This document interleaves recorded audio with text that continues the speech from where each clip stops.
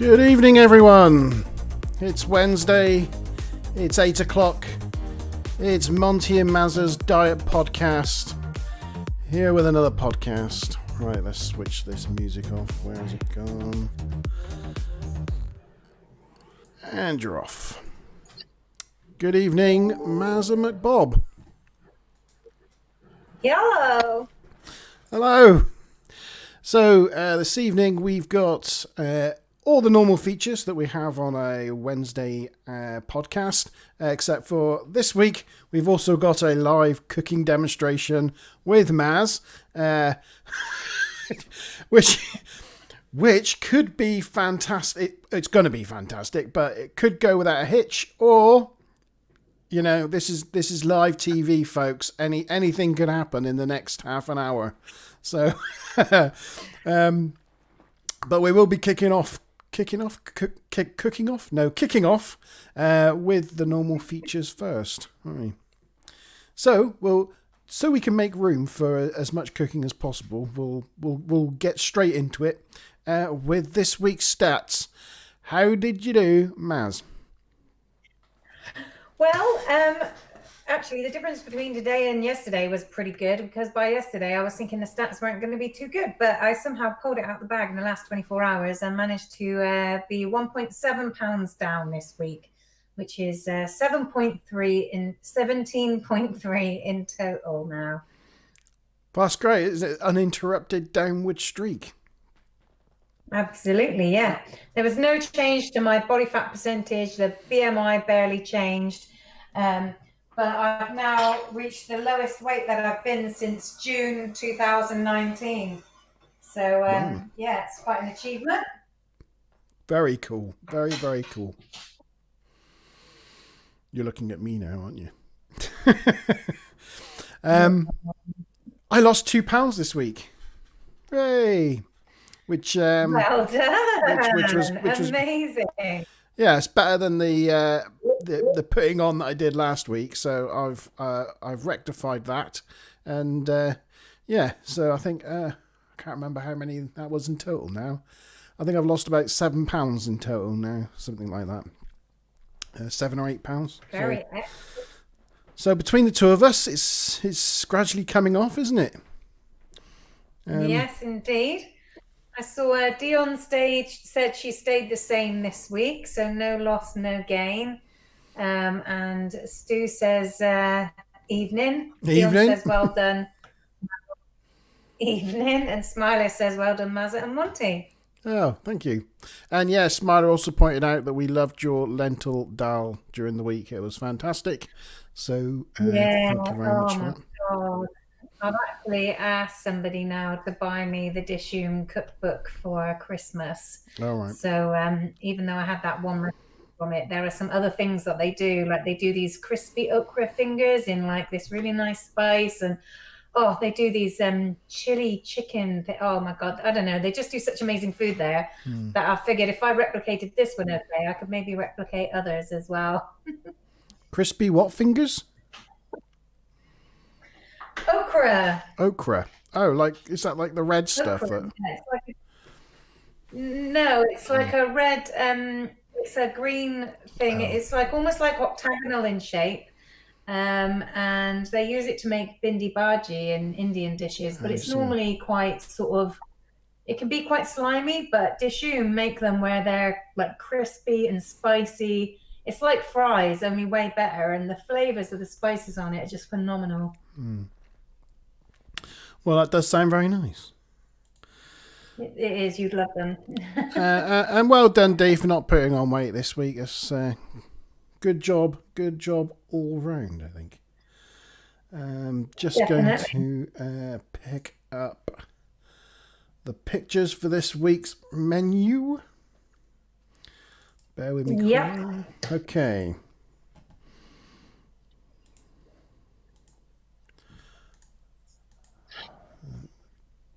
Add to stream. There we go. Hopefully that's come up. Yep.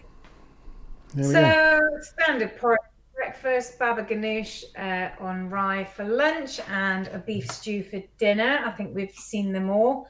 But I mean, you can see from those stats that I was well under 800 that day, so that was a good day. Yeah, I mean that's hardly any calories for a day, is it? I mean, look at that. Yeah, exactly.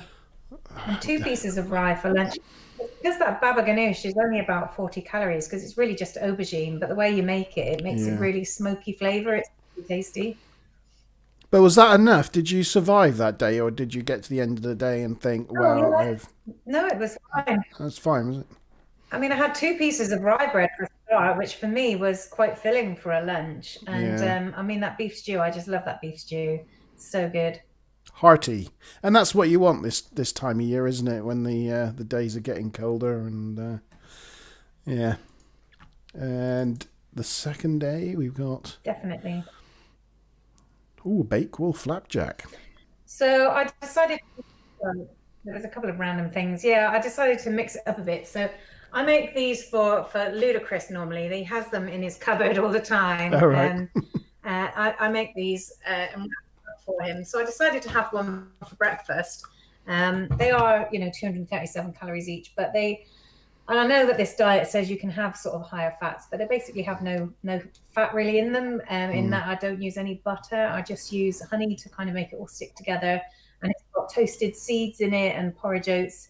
It's really quite delicious. And I add a little bit of almond essence, which is why they're called Bakewell flapjacks. Right. So I just wanted to have something a bit different, really. And then I had some franks and mushrooms. I just did the mushrooms in a little bit of sort of herbs and garlic and tomato puree, so almost kind of like Italian-y, just something I made up.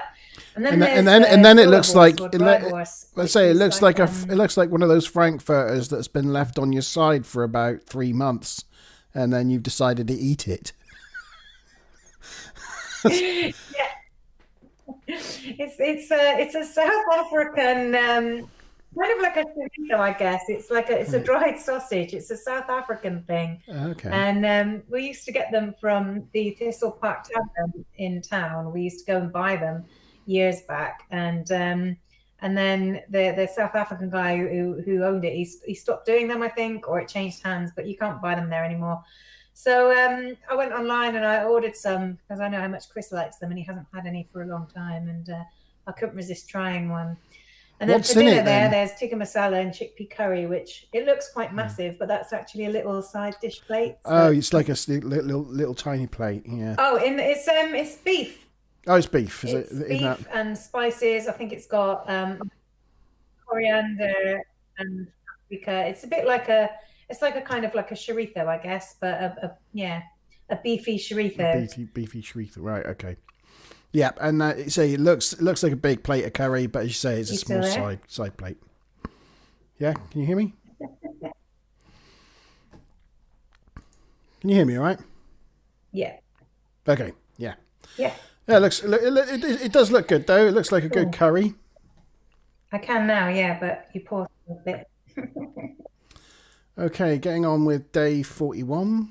Yeah, it's kind of curry and curry, but yeah, that's what you do when you can't really have big portions of rice or bread. So on this day, I've got porridge, which I have with some spicy seeds. I've got a tikka masala, which again that's like one of those little tiny Chinesey bowls. And we just had some left over from the day before, which I had for lunch. 2 rooibos, which is a bit bad and naughty, but I did it anyway, and some beef stew. Nice. Again, it's still not that many calories for an entire day, is it? I think we've got like a lag going on. Yeah, I mean that's higher, but yeah. Yeah, I think we do. Okay, so day 42.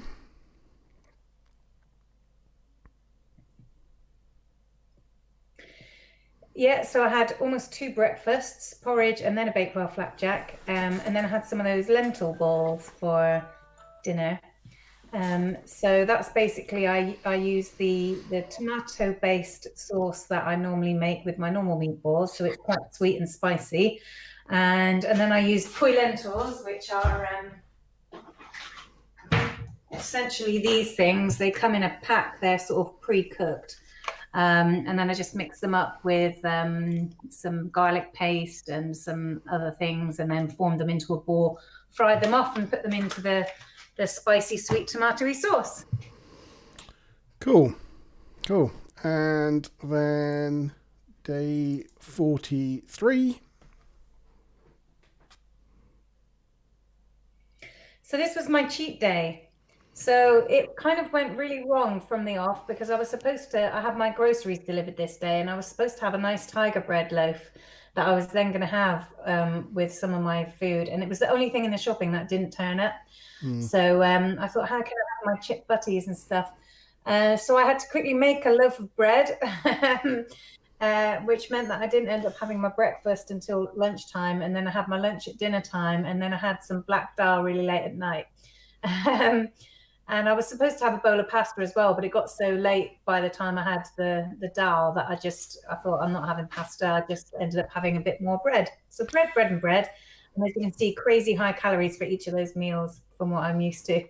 Yeah, but even that, you say that, but crazy high calories, but that's still only like 1,600 sort of like calories. Yeah. That's true. And each of those was pushed up by the fact that I was using butter. There was about 150 calories worth of butter in each of those meals. But on top of that, although I don't show this, I had some drinks that day. I had a vanilla latte for the first time in 6 weeks. I had a pint of apple juice and ice. First time I've had apple juice in 6 weeks. What else did I have? A glass of milk. First time I've had a glass of milk in 6 weeks. So I made up for the remaining calories in drinks. But it's so nice to have all those things because I had missed them. Yep.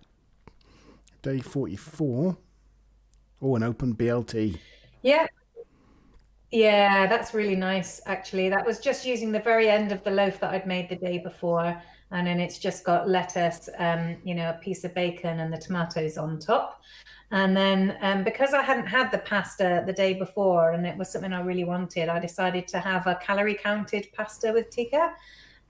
So I could only have 60 grams of pasta. So that's a little breakfast bowl there. Yeah. So it wasn't really very much, but it was still really delicious. And it was pretty high in calories.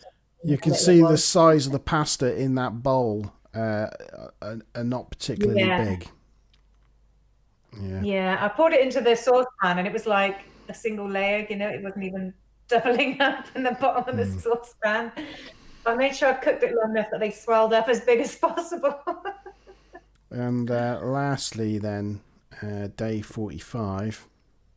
This was yesterday, so you can tell I've had a grocery delivery because it's all gone back to a lot more colourful food rather than being autumnal stuff. So this was a proper Mexi breakfast. I know I did Mexi eggs a couple of weeks ago, but this is how it's supposed to be. There was a bit of bacon in there, and you've got a bit of salsa in the beans, and then you cook the egg, and then I chuck a few bits of frozen avocado on in the last few minutes, and because it's sort of hot, it thaws the little bits of avocados out. Not a bad feast, really, for 225 calories. And then I did a halloumi salad, which, oh, man, first time I've had a halloumi in ages. That was really, really nice. And then we had quite a light dinner, and I thought I was going to feel hungry last night, but I actually didn't, which is mango chicken wraps. So that's from a Jamie Oliver 5 ingredients recipe. Normally there's like watercress there as well, but I just didn't have any. And you just, put the chicken and the mango in the lettuce wrap and then pour some sauce on top. It's absolutely delicious. I mean, that's another 700-800 calorie day. I mean, that's an insane amount of calories for a whole day. Yeah, well, they're all 800. So that's the point. Every one of them is less than 800. It boggles my mind. Yeah, but I know, it's going to be fun when you try it. Yeah, I know. Especially the halloumi salad, especially looks nice on that day. I reckon that'll be nice. So good. And I think that was it. I think that was the last one. Yes, it was. So I can go back to that. And I've lost my studio. There we are. We're back. Yes, so thank you for that. Thank you for putting those together. I know you had some technical issues putting those images together this week, so thank you for persevering. To redo all the captions because they were all misnumbered, so I had to do it all twice. Yeah. Oops. Whoops. Whoopsie. Yeah. Well, thank Yeah. you very much. They all look delicious as normal. I haven't put last week's up on the website yet, but I will put last week's and this week's images all up on the menu page of the montyband.com website. Yeah, except maybe not the cheat day. Yeah, maybe not the cheat day. Oh, no, I'm not going to have anybody trying to put it in diet. a little category of its own. It's still. I mean, that's still, even for me, that would be a definite diet day. Yeah. Okay. Right. Now for the exciting bit. Right. Cooking okay, time. So we're going to try and do 3 things. So the first one is I'm going to make some pink pickled onions. So I've got my little pickle jar all ready and cleaned, ready to go. And I've got my onions, which I've chopped up in advance. And I'm heating up the white vinegar and sugar. See, it's basically that's in here. And you use about 3 or 4 tablespoons of sugar, and you can do it to your own taste. I like mine quite sweet rather than vinegary, so just do it to your own taste. And then what you do, and I would normally do this over a sink, but I'm just doing it here for demonstration purposes, is you get the red onions. It obviously has to be red onions because that's how they go pink. And what you do is you blanch them with boiling water, like so. So you just get the boiling water and you pour it over them. And I'm guessing what this does is, sort of burst some of the little cells in the onions and makes it more receptive to taking on the vinegar. Just make sure they're all covered adequately. That'll do. And then you pack them into the jar. Try not to burn yourself. And pack them in relatively tightly. Woo-hoo-hoo. They're a bit hot. I bet that's hot. Yeah. Some of them went on the side. Here we go. Shove them in. Get in there, you little monkeys. Right, so there we go. So we've got these packed in quite well there. I'll just move this stuff out of the way. Oh, I missed a couple of onions. A couple left. There we go. Put them in there. You see, and then you've got the vinegar and the sugar mixture, which you bring to the boil. It's just starting to boil now. Bubble, bubble, toil and trouble. I honestly didn't realise that it was because I'm a man with small brain, that it was actually the red onions that actually gave it that colour. Oh yeah. Yeah. They somehow they kind of leach out of the red bit and then they go into the white bit. Yeah. Duh. So then, I mean, I didn't really measure the vinegar out, so hopefully it will be enough. I'll hold this by the lid so that I don't burn myself, so I can sort of hold it up and show you. So you pour this in on top. Hopefully it'll be enough to just cover it, which it is. That's good.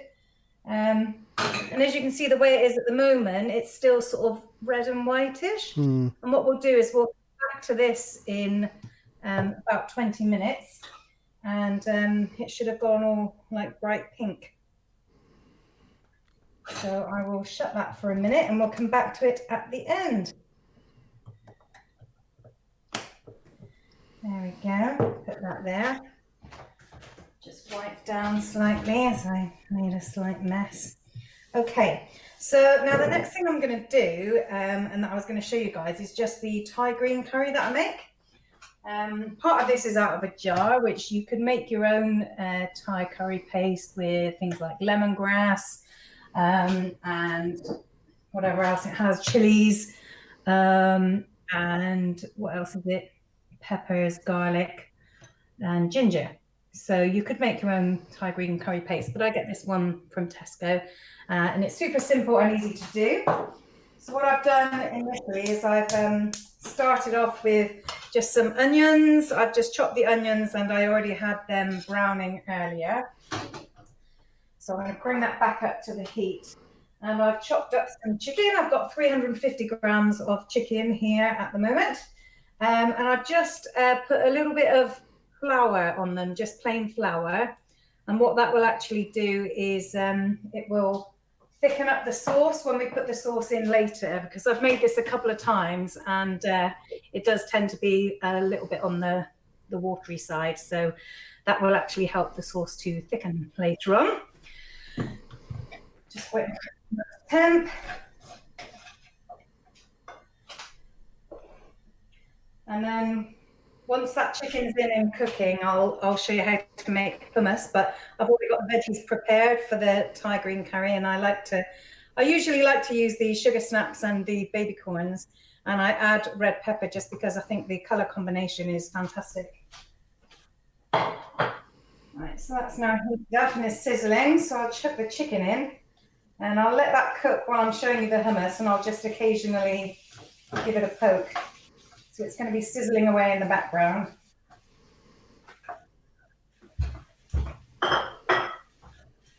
Right. So hummus.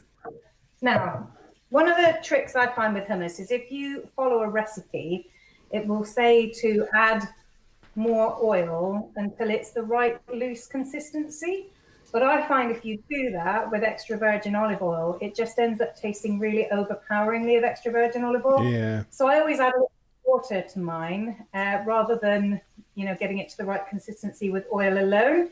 So that's why there's a little bit of water in there to start with. And to this, I add chickpeas, a tin of chickpeas, and then some salt and pepper. Pepper grinding and a good pinch of salt. I like to season things well. And this is an optional extra, but I usually like to put a little bit of garlic puree. So I was speaking to Dion about this the other day, and she said she never uses garlic puree, and I literally put it in almost everything. I find it so handy, and it makes everything taste amazing. Yeah, we use the same one. Sorry? We use the same paste as that, yeah. Yeah, it's so good. Great. And I like to give just a little hint of garlic to my hummus, but that's definitely an optional extra. The second to last ingredient is tahini. Do you know what tahini is? Never heard of it, no. So tahini is basically, it's a bit like peanut butter, but it's made with sesame seeds. All so right. It's sesame seeds that have been ground down into like a peanut buttery type of consistency. And usually if it's a good make, like the oil will settle on top. So you've got to try and give it a little bit of a stir. Otherwise you end up using all the oil in your first few spoonfuls and you end up with a really thick paste at the bottom. But you put in a spoonful of tahini. Very important with hummus. Part of its flavor profile. Got it on my finger. And then the final ingredient is extra virgin olive oil, which is about a tablespoon or a decent glug. So I've got all of these things now in my jug. I'm just going to give the chicken a stir. If anyone in chat has any questions or, anything, any observations or let us know what they do, then please feel free to comment away. Do not be shy. Everybody's just waiting for something to go wrong. This is where something could go wrong. I'm a blender. So this is where it could get a bit messy. I just tend to put my hand over it. Blend it down. Blend it down.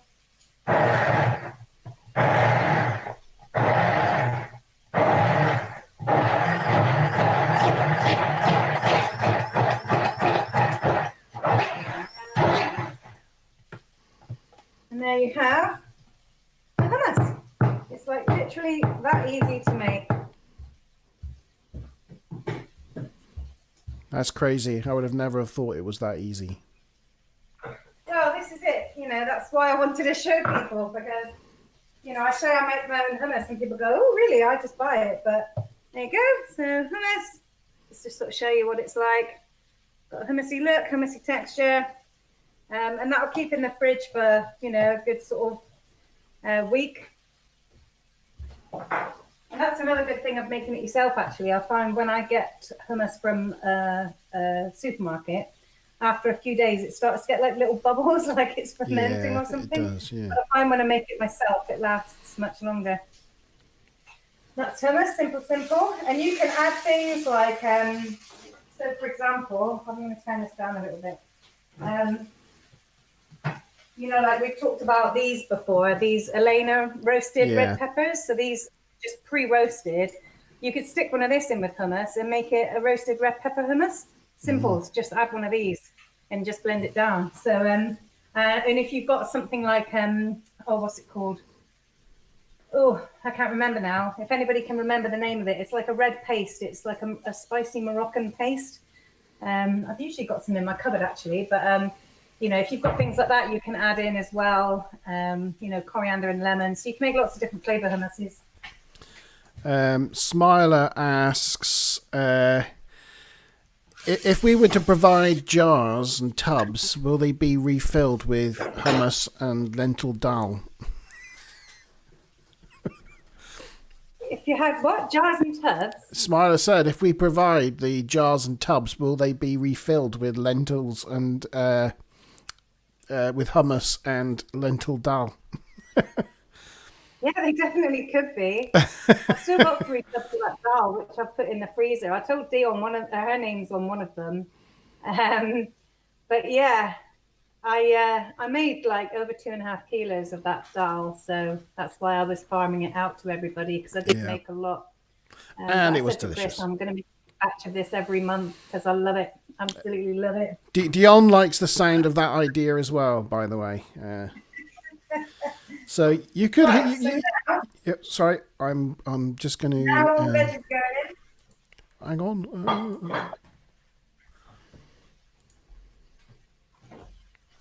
Sorry, just putting all the veggies in. That's all. And I was also going to mention that when I started this earlier, I actually used coconut oil. So I really love this. It tastes amazing. It's pretty good for you. And for whatever reason, coconut oil seems to promote weight loss. It does something with your metabolism. I don't know what, but like a lot of health nuts, bodybuilders, they use this instead of kind of, vegetable or other oils, because it's supposed to be really good at promoting weight loss. And also because with Thai curry, you're using coconut milk anyway. Using the coconut oil is a nice boost to the flavor. And along with the vegetables, we then also put in the Thai green curry paste. Make sure everything gets coated.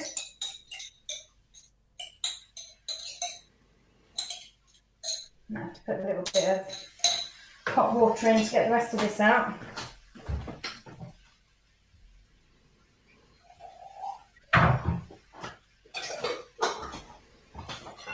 Little shake. There we go. Better.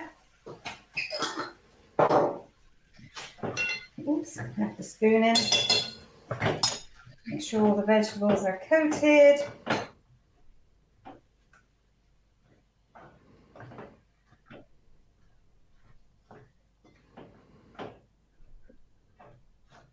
And then I'll start turning it up a little bit. And I'll add the Alpro. So basically I'm adding about 1/3 of this litre, about 300 mils, going straight in, like milk.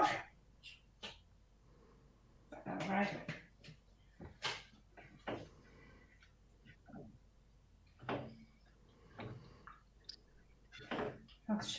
Yeah, I mean, obviously, like the camera angle, you can't really sort of see it, but it's just obviously got all the colourful veg in there, and now it's got like a sauciness as well. I'll just let that warm through, and once it comes up to temperature, it should thicken slightly. Yeah, it looks very nice. Yes, thank you. I'm just going to quickly wash my hands. Yeah, good idea. Yeah, it's better. So that's the last bit. There was something else I was going to say. I can't remember what. But yeah, obviously I told you guys about this a while back, but that coconut milk is just so ridiculously low in calories. You know, if you do miss a glass of milk on this diet, you can always go for something like that instead, and it makes a good alternative. Yeah, yes, I think it's featured in your menu in the past. Yeah. Yes, I tried it years ago and I didn't like it, but maybe I've changed.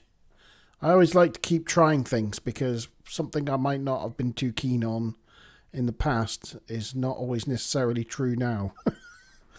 Yeah, I mean, you like spicy things, so I would have thought you would love it. But I guess it has got things like lemongrass and ginger in it, and some people don't like those kind of, fragrant herbs Oh and no, I things. don't mean the But curry. I don't mean the curry. I mean the coconut milk. oh, right, sorry, yeah, I'm with you. Yeah, no. Yeah, I love a almond Thai milk. curry. I tried almond milk a little while back, and I wasn't all that keen. No. Um, but I've got to say that, when I'm in a situation when I can't have normal milk, I've Yeah. found it quite appealing. In fact, the one that I get from Riverford, so they do one. I can't remember the name of the company, but they come in these glass bottles, and then you put them back out, and they get taken back and reused. And they put a little bit of Cornish salt in it as well. And for whatever reason, this tastes so much more phenomenal than the Alpro one. But I only get one bottle of this every 2 weeks. But it's a lot richer and it's just tastier. But the Alpro one is absolutely fine for making curries with. But the Roots, I think it's called Roots. The Roots one is much nicer for drinking. Right. But you can also make curries out of it. So this is just getting up to temperature now. And it's almost finished. And will you just eat that on its own? Yeah, so I mean, obviously, some people would have this with rice or what have you, but that's not something that I can really do. I want to quickly just recalculate the calories. So I worked out earlier that the hummus I made, I mean, you saw it was, obviously I took a little bit out, but it's a good sort of that, which is, what would that be? It's nearly a pint of hummus. Wow. That's about 390 calories. Well, for all of it. So, you could have a third of that with, a big sized carrot and some, pepper crudités. Yeah. And that would be like a 250 calorie lunch kind of thing. The pink pickled onions, it's a bit difficult to say exactly how many calories they are because, a lot of sugar goes into it, but the sugar, you don't really eat the sugar. It stays in the liquid and the liquid gets kind of poured off. So I don't know exactly, but I guess from what I can see online, and also you only use a small amount of it. It's almost like a condiment more than anything. So I think it's only about 10 to 20 calories per portion of, scattering some of these onions on top of things. And it really does, add a lot of flavor. But what I wanted to do was just quickly recalculate the Thai curry because I had overestimated how much chicken I was going to put in it. So I just want to change that. D suggested cauliflower rice. Yes, yeah, I've got that as well, actually. So, and I was originally, when I first made this, I was going to have it with cauliflower rice, but it was such a big portion. I just thought there's already loads of veg in here. I don't really need more veg. And so I just had it as it was, almost like a spicy Thai curry soup. It was just so good. And I didn't really miss it, but yeah, you could certainly do that. So this Thai curry, which I'll sort of show you in a minute as it's almost finished, is about 670 calories for the lot. So when I've been doing this, like the first couple of times, I basically had half of this, which when you see how huge it is, you'll appreciate that that's a big bowl of this curry. more recently, Chris has started saying that, having half of it's too much and he can't handle that much. So we've been sort of splitting it into thirds. Right. But if you were to have half of it, it would be about 335 calories. If you were to have a third of it, it would be about 220 calories. So again, it's really quite low calorie meal. So I don't know. So I might actually risk picking the laptop up in a minute, because I'm sort of finished on the cooking. Let me take you to see it. We're flying. Let me just put it in big screen. Flying. Hang on. Flying. So, this is a big wok, and it's pretty much, if you were to imagine half of that, that's a lot of food. So, so 600 calories for this massive Thai green curry. It's not bad, is it? Not bad at all. That's fantastic.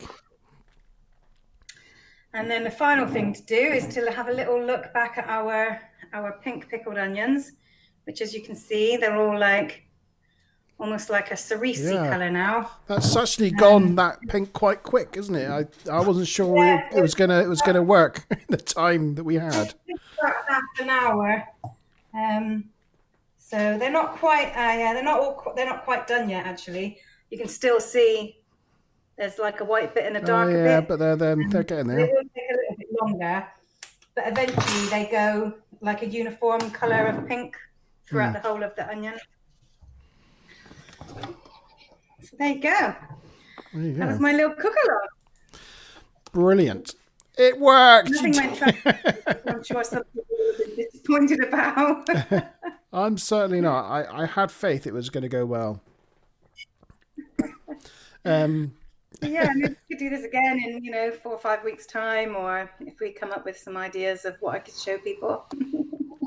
Yeah, maybe if anybody watching this wants to make a suggestion in the comments once this video's posted up on YouTube as a video rather than a live stream, if anybody wants to comment on the video and put forward their suggestions on things we could cook in future, I say we.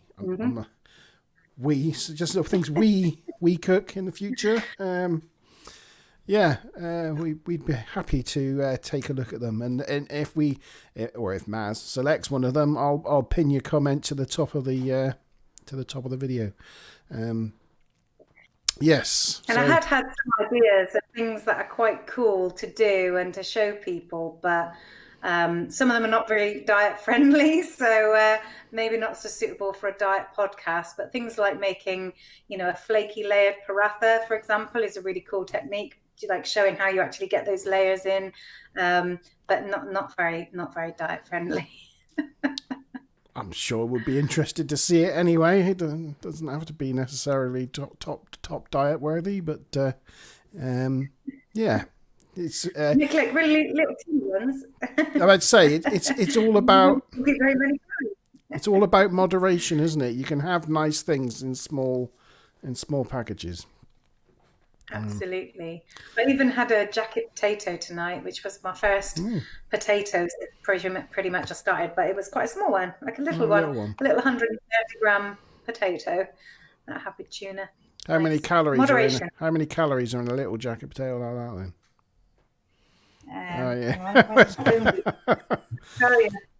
Tell you, because it's in my Fitness Pal. Go back to my today, and so the potato was 100 calories, the tuna chunks were 90 calories, and the mayo was 90 calories. So the lot was 280 for a tuna mayo, little mini tuna mayo jacket. Oh, that's not too bad, is it? That's not too bad at all. Yeah. And I had meatballs for lunch, so I kind of had dinner for lunch and lunch for dinner. Okay, thank you, Maz, for that cooking demo. Just let you know that I will be down the holiday cottage during next week's podcast, so I'm going to try to get Streamlabs installed on Smiler's laptop so that we can do it from location. But yeah, it might not quite be the same setup next week. we'll see how it goes. We'll still have it. We'll still have a podcast. It'll still be here at 8 o'clock next Wednesday evening, but it might be a slightly unusual one. Yes. Yeah, that sounds good to me. 1 week I'm on location somewhere, and now you're going to be on location somewhere. Yes, that's right. But thank you. Thank you, chat, for your comments. And I hope you all have a good week.